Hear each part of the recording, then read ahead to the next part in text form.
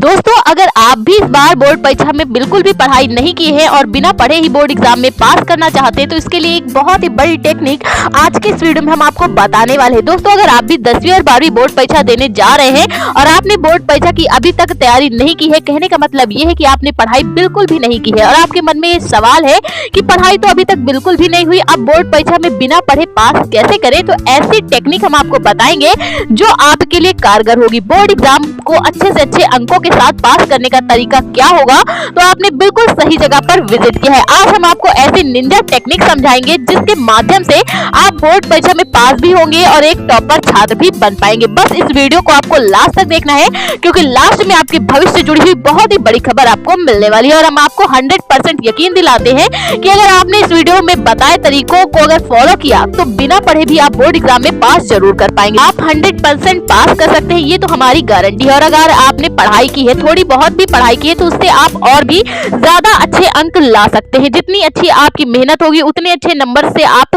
पास कर पाएंगे। लेकिन अगर आपने बिल्कुल भी नहीं पढ़ा है तो भी आप बिना पढ़े कम से कम पास तो कर ही पाएंगे। तो बिना पढ़े बोर्ड एग्जाम पास कैसे करना है, कौन सी ऐसी टेक्निक है जिसको फॉलो करके छात्र छात्राएं बहुत ही ज्यादा आसान वे में पास हो पाएंगे, तो इसके लिए छात्र छात्राओं को कुछ बातें हैं जिनको जानना बहुत ही ज्यादा आवश्यक होगा। सबसे पहले छात्र छात्राओं को पैटर्न पता होना चाहिए कि एग्जाम में जो पेपर आता है उसका पैटर्न कैसा होता है। हमारा फर्स्ट पॉइंट यही है कि सबसे पहले आपको अपने एग्जाम का पैटर्न समझना होगा कि पेपर आता कैसे। अगर आपने ये समझ लिया तो आप सब कुछ समझ जाएंगे। सबसे पहले आप ये जान लीजिए कि बोर्ड परीक्षा में 30% ऑब्जेक्टिव क्वेश्चन, 40% अति लघु उत्तरीय क्वेश्चन, 40% लघु उत्तरीय और बाकी दीर्घ उत्तरीय प्रश्नों से भरा हुआ आपका पेपर बनाया जाता है। बोर्ड एग्जाम में ऑब्जेक्टिव क्वेश्चन पर आप तुक्का लगाकर भी बिना पढ़े सॉल्व कर सकते हैं। बस आपको ऑप्शन सही चुनना होगा। अगर आप सही ऑप्शन चुन लेते हैं तो आप बोर्ड परीक्षा में तुक्का वाले तो आसान से सॉल्व कर पाएंगे। ऐसे में आपको बी और सी ऑप्शन चुनना होगा क्योंकि ज्यादातर बी और सी ऑप्शन सही होते हैं और आप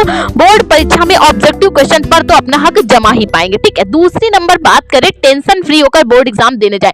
छात्र छात्राएं अगर तनाव अपने दिमाग में लिए रहेंगे तो बोर्ड एग्जाम बिना पढ़े वो पास कर ही नहीं सकते। ठीक है, तो इसलिए बोर्ड एग्जाम सेंटर में जाने से पहले आपको टेंशन तो बाहर ही निकाल देनी है। बिना पढ़े बोर्ड एग्जाम पास करने के लिए छात्र छात्राओं को सबसे पहले अपनी सारी टेंशन दिमाग से बाहर निकाल देनी है क्योंकि बोर्ड परीक्षा का तनाव सबसे बड़ी गलतियां आपसे पहले ही करवा देता है। ठीक है, पहले ही आपने बड़ी गलती कर दी है कि समय रहते आपने बोर्ड एग्जाम की तैयारी नहीं की है। और दूसरी चिंता एग्जाम को लेकर, इस गलती को दोहराए बिल्कुल भी नहीं तो आपको बोर्ड परीक्षा में काफी सारा नुकसान भी उठाना पड़ सकता है। आप अपने माइंड में एक फ्री सेटअप बना लीजिए कि अब जो होगा देखा जाएगा, क्योंकि एक पॉजिटिव माइंड ही आपके पॉजिटिव रिजल्ट की नींव है और आपका अच्छा रिजल्ट भी इसी पॉजिटिव माइंड पर ही स्कोर कर पाएंगे। ठीक है, तो ये हमारे 2 पॉइंट हो गए। अब तीसरा सबसे बड़ा पॉइंट है, जितना समय बचा है उसमें हैंड राइटिंग का सुधार करें। ठीक है, आपकी हैंड राइटिंग आपके बोर्ड एग्जाम में नंबर बढ़ाती है। ठीक है दोस्तों, अब आपके पास बोर्ड परीक्षाओं के लिए बहुत ही कम समय शेष बचा है। अब आपके पास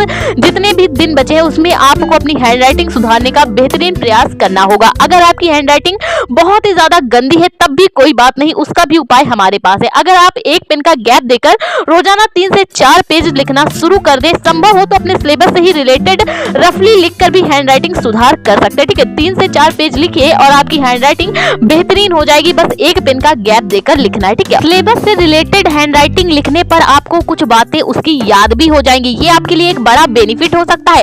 बस आपको अपने दिमाग में ये रखना है कि जो कॉपी चेक करने वाला एग्जामिनर है उस पर आपकी लिखावट का साफ सुथरा और बेहतरीन प्रदर्शन आपको हैंड राइटिंग के माध्यम से करना है, जिससे वो आपकी हैंड राइटिंग पर इंप्रेस हो जाए और आपके राइटिंग के बेस पर भी बोर्ड परीक्षा में आप अच्छे से अच्छे अंक आसानी से स्कोर कर पाए। ठीक है, अब बात करें चौथे सबसे बड़े पॉइंट की, सवालों को ध्यान से पढ़ें और समझने का प्रयास करें। ठीक है, अब क्वेश्चन का आंसर आपको कैसे लिखना है उसके बारे में हम बात करेंगे। दोस्तों, जब आप एग्जाम हॉल में परीक्षा का पेपर मिले, जब आपको परीक्षा का पेपर मिलता है तो सबसे पहले उसको ध्यान से समझने का प्रयास करें कि जो क्वेश्चन है वो पूछ क्या रहा है। ठीक है, अगर आप उसको समझ गए तो आपका आधा काम तो वैसे भी हो जाएगा। आपको उस वक्त अपना आत्मविश्वास विश्वास बनाए रखना है। आपको ये बिल्कुल भी नहीं सोचना है कि हमने तो बिल्कुल पढ़ा ही नहीं, अब एग्जाम कैसे दें।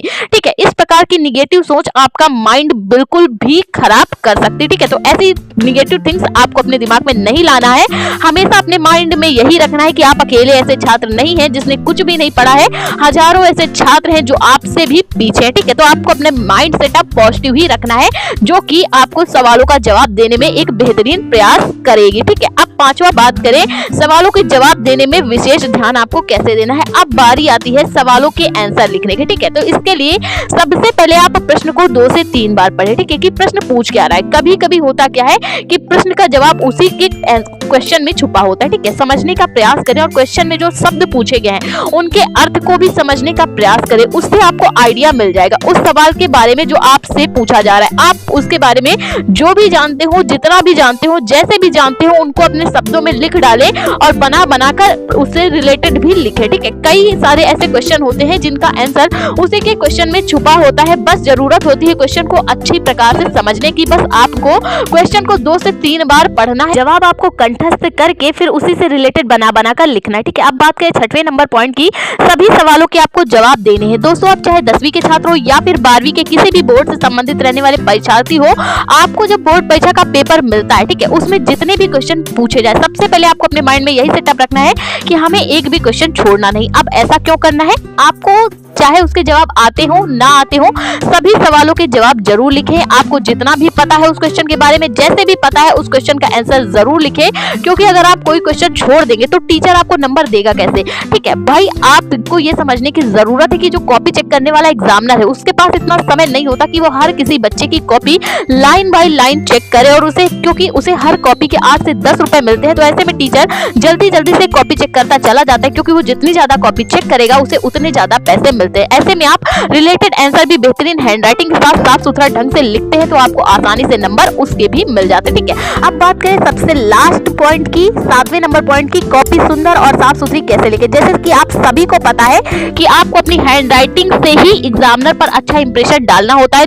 तो बेहतरीन और साफ सुथरी लिखावट ही इसका एक विकल्प है। आपको अब जो भी क्वेश्चन आप लिख रहे हैं उसमें काट पीट बिल्कुल भी नहीं करना है। अगर कोई क्वेश्चन गलत हो जाता है, कहीं पे भी गलत हो जाता है, तो गलत हो जाने पर भी आप उसको काटे बिल्कुल भी ना। ठीक है, उसके आगे लिखना शुरू कर दे, क्योंकि अगर आप काट पीट करते हैं तो एग्जामिनर को लगता है बच्चे को नहीं आ रहा है। ठीक है, अगर आप साफ सुथरा ढंग से पूरा लिखते चले जाते तो वो सोचेगा कि भाई इतनी अच्छी कॉपी लिखी, इतनी अच्छी हैंडराइटिंग के साथ, तो किसी टॉपर छात्र की कॉपी होगी, वो चेक करता चला जाता है। और कॉपी के 1-2 पेज तो आपको बिल्कुल भी गंदे नहीं करने, उनमें ऐसे ही क्वेश्चन को रखें जो आपको ज्यादा आ रहे हो। ठीक है, तो 1 से 2 पेज बिल्कुल भी गंदा ना करें, क्योंकि बोला जाता है first impression is the last impression, और शुरू के 2-3 पेज के बेस पर भी आपकी आगे की कॉपी चेक होती चली जाती है और आपको अच्छे अंक मिलते चले जाते हैं।